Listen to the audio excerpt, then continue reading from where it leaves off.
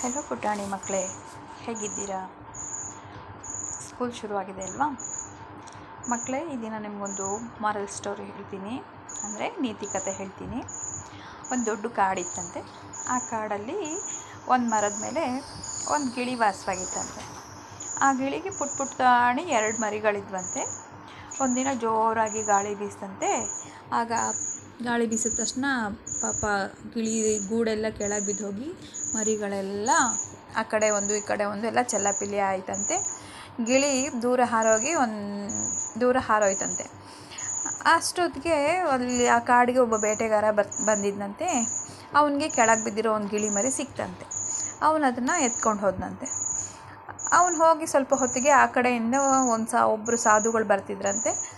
ಆ ಸಾಧುಗಳ ಜೊತೆಗೆ ಅವ್ರ ಶಿಷ್ಯಂದರೆಲ್ಲ ಇದ್ರಂತೆ. ಅವ್ರು ಬರ್ತಾರತ್ತಿಗೆ ಒಂದು ಪೊದೆಯಲ್ಲಿ ಇನ್ನೊಂದು ಗಿಳಿ ಮರಿ ಚೀನ್ ಚೀನ್ ಚೀ ಅಂತ ಕೂಗ್ತಿತ್ತಂತೆ. ಆಗ ಅವರು ಪಾಪ ಅಂತ ಅದನ್ನು ಎತ್ಕೊಂಬಂದು ಅವ್ರು ಸಾಕಿದ್ರಂತೆ. ಹೀಗೆ ಕೆಲವು ದಿನಗಳ ನಂತರ ಆ ಕಾಡಲ್ಲಿ ಹೋಗೋ ಒಬ್ಬ ಯಾತ್ರಿಕರು ಬರ್ತಾರಂತೆ. ಅವರು ಬರ್ತಾ ಇರ್ಬೇಕಾದ್ರೆ ಹಿಂಗೆ ಹೋಗ್ತಾ ಹೋಗ್ತಾ ಆ ಕಳ್ಳ ಇದ್ನಲ್ಲ, ದರೋಡೆಕೋರ ಇದ್ನಲ್ಲ, ಅವನ್ನ ಗುಡಿಸ್ಲಿತ್ತಂತೆ.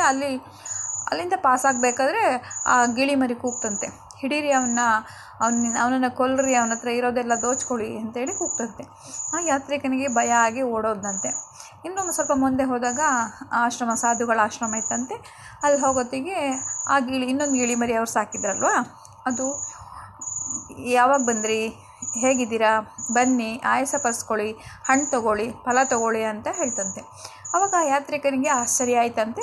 ಅವನು ಆ ಸಾಧುಗಳ ಹತ್ರ ಕೇಳಿದಂತೆ, ಏನು ಸ್ವಾಮಿ, 2 ಗಿಳಿ ಮರಿನೂ ಒಂದೇ ಥರ ಇದೆ ನೋಡೋಕ್ಕೆ, ಆದರೆ ಏನು ಒಂದು ನೋಡಿದ್ರೆ ಹಿಡೀರಿ ಕೊಲ್ಲು ಅಂತ ಹೇಳುತ್ತೆ, ಇವ್ರು ನೋಡಿದ್ರೆ ಬನ್ನಿ, ಆಹಾರ ಸೇವಿಸಿ, ಫಲ ಸ್ವೀಕರಿಸಿ ಅಂತ ಹೇಳ್ತಾ ಇದೆ ಅಂತ. ಆಗ ಆ ಸಾಧುಗಳು ಹೇಳಿದ್ರಂತೆ, 2 ಗಿಳಿ ಮರಿನೂ ಒಂದೇ ತಾಯಿಯ ಮಕ್ಕಳೇ, ಆದರೆ ಆ ಗಿಳಿ ಮರಿ ಅವನ ದರೋಡೆಕೋರನ ಜೊತೆ ಬೆಳೆದಿರೋ ಕಾರಣ ಅದು ಅವನದೇ ಭಾಷೆನ, ಅವನದೇ ಸಂಸ್ಕಾರ ಕಲ್ತಿದೆ. ಈ ಗಿಳಿ ಮರಿ ಇಲ್ಲಿ ಬೆಳೆದಿರೋ ಕಾರಣ, ಆಶ್ರಮದ ವಾತಾವರಣದಲ್ಲಿ ಬೆಳೆದಿರೋ ಕಾರಣ, ಇಲ್ಲಿ ನಮ್ಮ ಒಂದು ದಿನಚರಿನ ಅದು ಹೇಳ್ತಾ ಇದೆ ಅಂತ ಹೇಳ್ತಾರಂತೆ. ಅವಾಗ ಅವನಿಗೆ ಆಶ್ಚರ್ಯ ಆಗುತ್ತಂತೆ. ಆದರೆ ಹಾಗೆ ಸಂಘದಂತೆ ರಂಗು, ಅಂದರೆ ಯಾವಾಗಲೂ ನಾವು ಒಳ್ಳೆಯವ್ರ ಜೊತೆ ಸ್ನೇಹ ಮಾಡಿದಾಗ ಒಳ್ಳೆಯವರಾಗೇ ಇರ್ತೀವಿ, ಕೆಟ್ಟದ್ರ ಜೊತೆ ಸ್ನೇಹ ಮಾಡಿದರೆ ಕೆಟ್ಟದಾಗಿರ್ತೀವಿ ಅಂತ.